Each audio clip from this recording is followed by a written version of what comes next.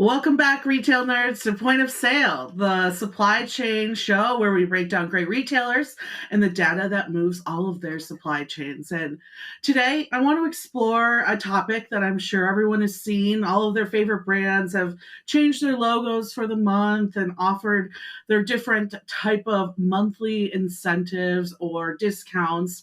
And that's, of course, for Pride Month.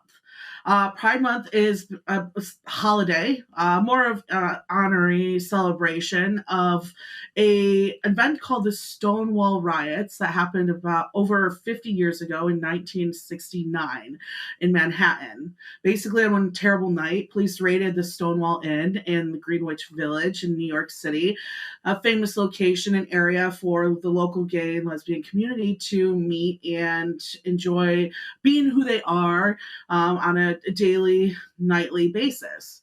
Now, culture back then, of course, was not accepted like it is today, as you see many brands celebrating throughout the month.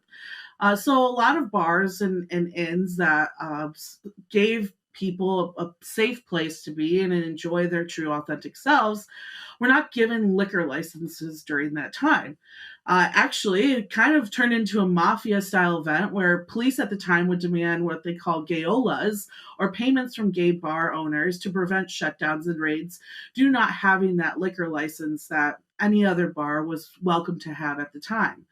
Well, on the night of June 28th, 1969, things went out of hand. After a few days of previous bar raids, the Stonewall Inn was raided and turned into a scene of police brutality and led to weeks of the village residents and activists openly demanding for equal rights. And it really worked in their favor. A number of local newspapers and local activist groups stood up and stood behind the LGBTQIA plus community that we call it today, and demanded that they have equal human rights just like anyone else who was born here in the United States of America. Now, let's fast forward to this month that comes in hot every June. Uh, we see it on day one. It floods our timelines on Twitter, on Instagram, on social media. But with it comes actually buying power.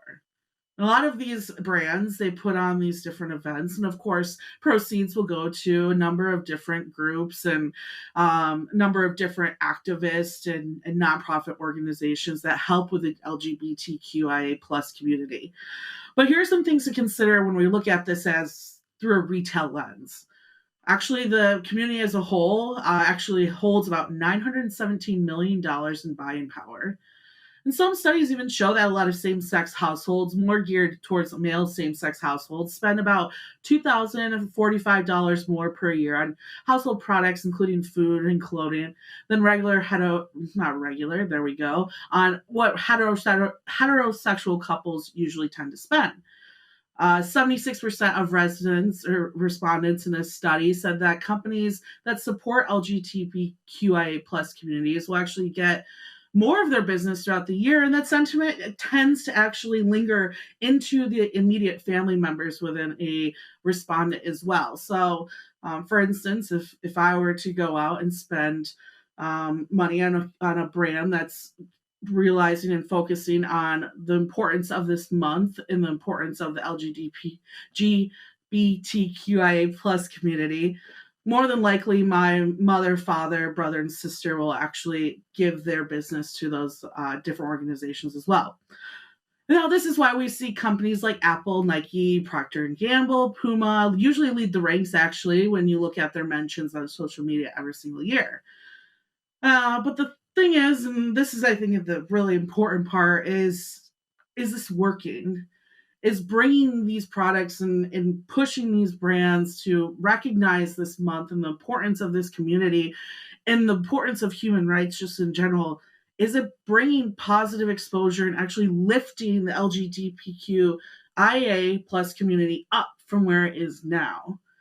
Now, looking back at history, brands as a whole have definitely led towards bringing more exposure to what this group and what these individuals are trying to explain to every other American out there, that they just want equal human rights, like the rest of us. They want to be able to get married, vote, and enjoy their own true authentic selves openly in public without having to worry about anything that comes negative along with that.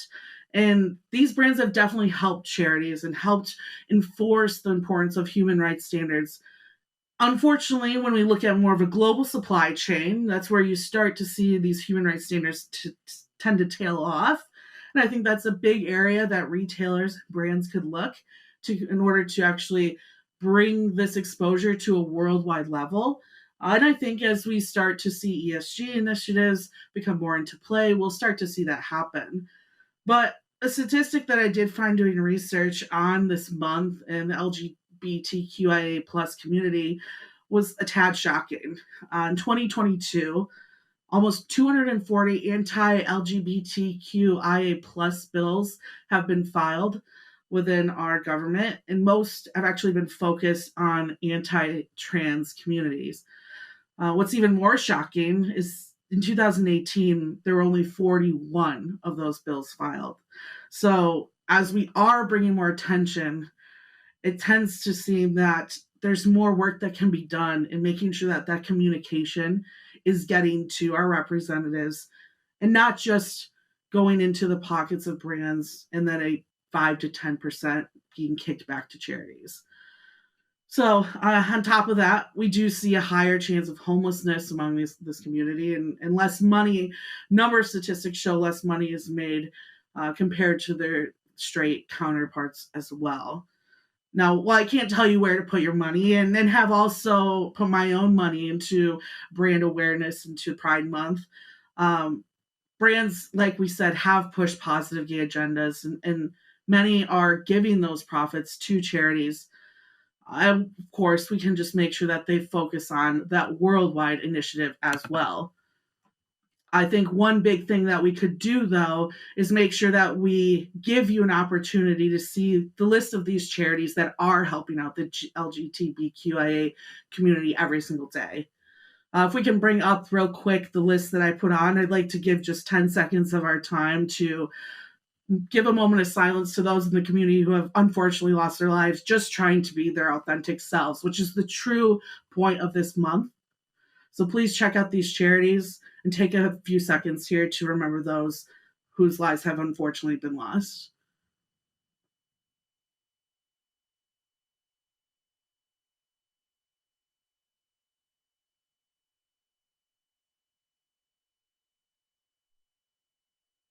And thank you to everyone who's made sure that this is an important event and something that we need to not just honor when we look at what happened that day on June 28th, but continue to bring awareness to make sure that all of us in this community and all of Americans have those rights.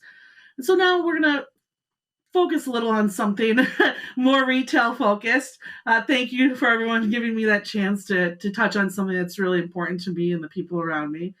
But we're actually going to bring on one of my favorite FreightWaves journalists, Jack Dalio. We had some really interesting conversations on my radio show this last week, and I thought we got to bring this to Point of Sale. I think it's an awesome topic that not only hits retail, but shows where maybe there's weaknesses in some retailers' different business models.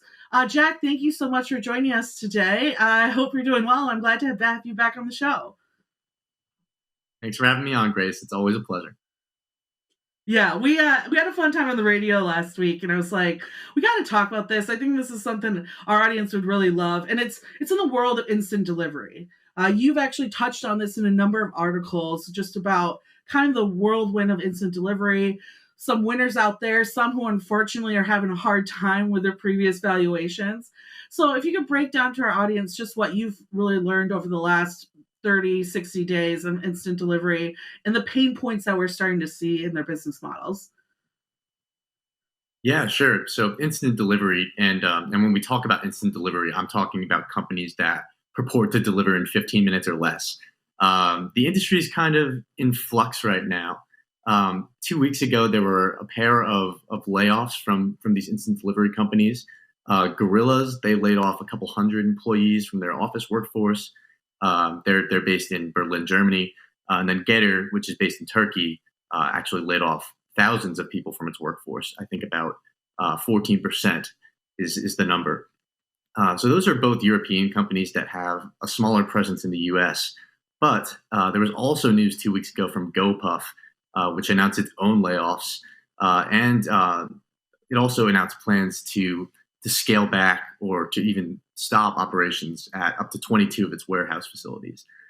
That also comes after the month before news came out about two executives who were canned, and the valuation of the company was also slashed as it heads towards an IPO. And then outside of what happened 2 weeks ago, even before then, instant delivery companies were starting to feel the pressure. You saw a trio of instant delivery companies, 1520, Bike, and Fridge No More. All of them closed down operations entirely this year. All of them because they ran through cash. So the industry right now is, after a really hot start, kind of beginning to slow down a bit. Yeah, last year was a crazy year. You and I spend most of our time covering a lot of these investment rounds with companies, not only in instant delivery, but just freight tech companies in general. And I will say that this is something I think we're starting to see in freight tech outside of even instant delivery. Last week, Store just laid off a good amount of employees, and I think really what you're seeing is it's really time to prove profits and prove the market strategy that a lot of these our companies have placed on these huge valuations. And so I will say I don't think this is something that's just going to be seen in the retail sector and the instant delivery sector. I think it's something we'll probably see over the next 2 or 3 years, especially with signs of inflation and possible recession, right? And not just trucking recession, but overall economy recession. But do you think that on the instant delivery side of this, the layoffs in particular, do you think that is showing just a sign of weakness in the instant delivery model? A lot of people have said, when you look at something like 15-minute delivery, it's possible, but it all comes down to costs and who's willing to pay those costs, right? Do you think we're now seeing this as like a sign of the weakness of that quick instant delivery? Or do you think this is more just on where the current market is, inflated market, and the possible recession in general? I think it's actually a little bit of both. The companies will tell you that sort of the reason for this is that they're shifting away from this growth strategy and moving towards profitability. And that's the reason for the layoffs. But I do think that a couple of factors. One of them being the perceived ending of the pandemic has definitely sort of hurt these companies. Um, People are sort of beginning to return to in-person shopping rather than using these instant delivery apps. And then you've also got this threat of inflation, where if a consumer is trying to save, a premium delivery service like this is going to be one of the first things to go. So I think definitely some of those trends are having an impact. As it stands, none of these companies have really shown that they're able to be profitable yet. GoPuff, I think, is probably the closest, but even GoPuff has had its struggles. So while I don't think that instant delivery is necessarily dead yet, I do think that investors in the market are starting to see maybe some of the flaws in the model. Yeah, and I think one part you touched on too is just the fact that a lot of us are watching what we're spending our money on now, right? And if I'm looking at especially something like GoPuff, where it's more of convenience store type of goods, and I'm saying to myself, well, I don't want to go down to the local liquor store or bodega in your case and get a 2 liter of Coca-Cola. I'm gonna go and just get it off GoPuff and spend an extra couple dollars off that convenience. I think walking is exercise, right? And just being able to eliminate that couple extra dollar costs and that tip that goes on top of it as well is something I'm going to think twice about. So I could definitely see that happening as well. When you are researching these companies, do you find that they're seeing less active users than normally seen? I would say that number of users has been, I think, relatively steady across these apps. maybe more so for GoPuff and some of the U.S. based apps than some of the foreign based apps like Gorillas and Getir. Those two they really only have a small presence in the U.S. I believe both are currently only limited to a couple of neighborhoods in New York City. So definitely, I think that Interesting. yeah. Yeah. So what does this mean for someone like Grubhub who's looking to potentially sell, but I think this story is the most interesting, right? Uh how far that valuation is falling. Can you update our audience exactly what happened there? Yeah, so a little primer on Grubhub. So Just Eat, which is it's a European-based food distributing company, they acquired Grubhub almost exactly a year ago for about 7.3 billion. Just Eat has a big presence in Europe, in the UK, Ireland, France, Germany, and some of those countries. They initially kind of saw Grubhub as their vehicle to break into this North American market, right? But the market share that Grubhub has in the U.S. really pales in comparison to what it's got in Europe. In some countries in Europe, like the UK, for example, I believe Grubhub has a 45% share among the food delivery apps. But in the US, that share is under 20%. Meanwhile, you've got DoorDash, which handles more than 50% of the food delivery orders among the big three food delivery apps, those being DoorDash, Uber Eats, and Grubhub. So I don't think that the instant delivery news necessarily really affects Grubhub very much because it's actually one of the few food delivery companies that really hasn't tested out 15-minute delivery. But I do think that the same factors that are hurting these companies are also impacting Grubhub for sure. Um, so we saw 2 weeks ago the asking price for Grubhub was slashed by about $6 billion after the CEO announced the month before that the company was trying to sell it. So in that same report, even it came out that even that reduced valuation, around 1.3 billion, a $6 billion reduction from the original purchase price, even that might still not be enough to attract a buyer for Grubhub. So Just Eat is really in between sort of a rock and a hard place here, and it's come under a lot of fire from investors, particularly. Yeah, just a little billion-dollar rock in a hard place. Just something simple, nothing too crazy. From all of your research, if you had to choose like an instant delivery winner, someone who is really gonna lead this market and throughout even the world, so anyone throughout the globe, who would you choose and why?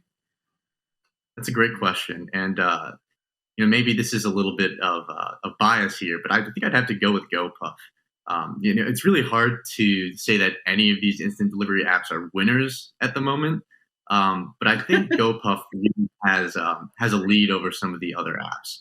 I think what it did really well was try not to be too ambitious at launch.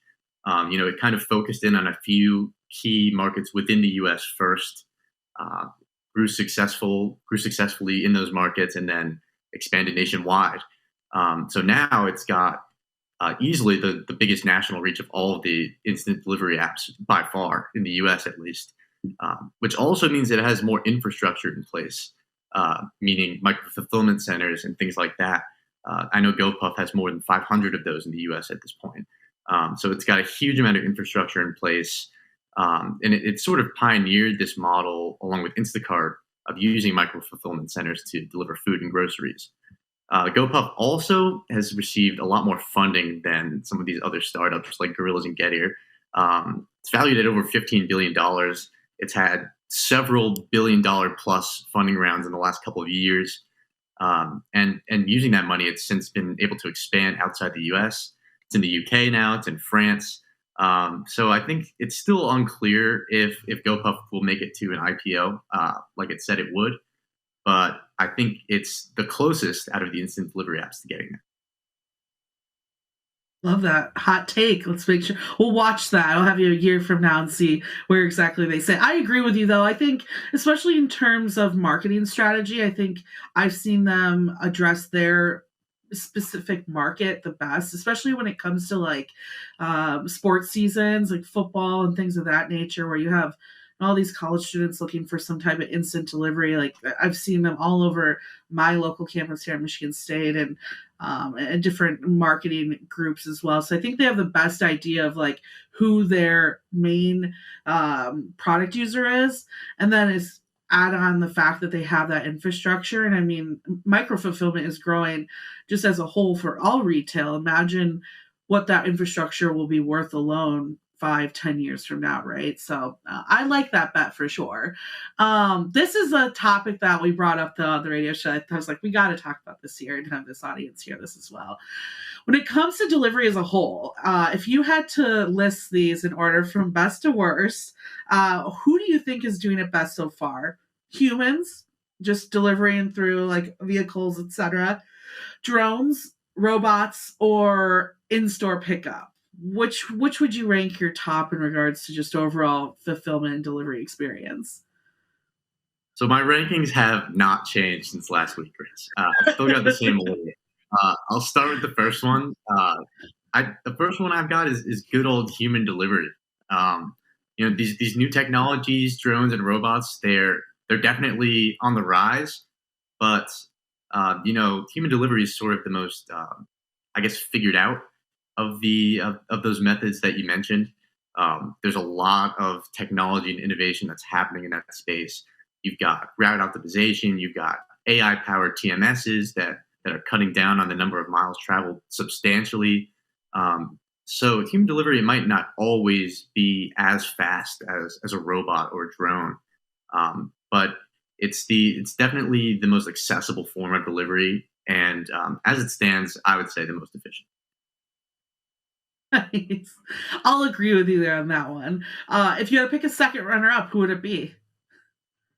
Number two, I've got in-store pickup. So this is no surprise to you because I'm a big drone and robot guy. But this technology that we have for in-store fulfillment it's just come such a long way.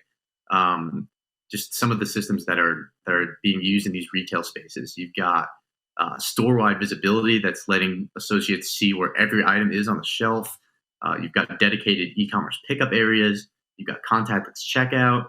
You've got curbside pickup, storage lockers, all of these different methods for really the consumer to kind of customize how they want to do the exchange.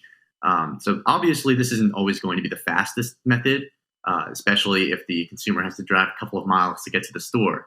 But once you're there, it's incredibly efficient, and I think there's honestly not too much more that we can do to really to make that process more efficient, other than continuing to add AI and using machine learning.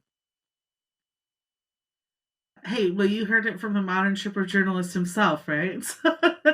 Us going there is the best way to do it right now.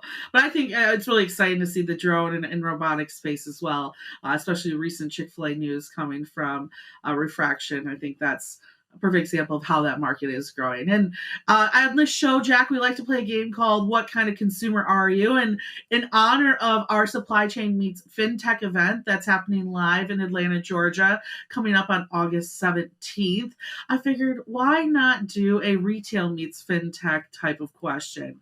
I'm wondering, have you ever used a Shop Now, Pay Later application like Klarna or Shop Pay? And what are your overall thoughts about apps like that? I personally have not used one of those apps, but I do think that they're a really, really good idea. I think it's a really good way to just acquire customers, because you're really expanding your customer base to a different income bracket, basically.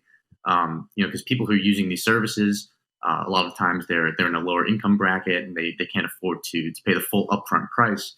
But with this buy now, pay later model, you can almost have it like a down payment for a car, where you're paying in installments, but for a consumer good, like an appliance or a piece of apparel or something like that. So I think it's a really interesting way for some of these brands to acquire some new customers and make themselves a little bit more accessible. Agreed. I think my favorite part about it is the hidden aspect of it's just layaway. Like, like it's just they took layaway and they put it in an application. They fooled all of us. So I agree. I think it's going to help a lot of companies add different consumers they might not have reached before. Well, thank you so much, Jack, for joining our show. I appreciate it, and we'll have you on here again in the future as well. Thanks, Grace. Of course. And for our audience, again, make sure you check out that Supply Chain Meets FinTech event we're having on live.freightwaves.com. You can register to go to the event on August 17th in Atlanta, Georgia. And then, of course, make sure you watch my show as well, listen to my show on Sirius XM Radio, channel 146. That's the Road Dog channel every single day, 5 to 7 p.m. Eastern Standard Time, rebroadcast at 11 to 1 a.m. as well. We talk about all types of things today. Mary O'Connell will be on the show, so every Wednesday you can see her there or listen to her there too. Other than that, I hope you enjoyed today's show, and I will talk to you all next week. Wow.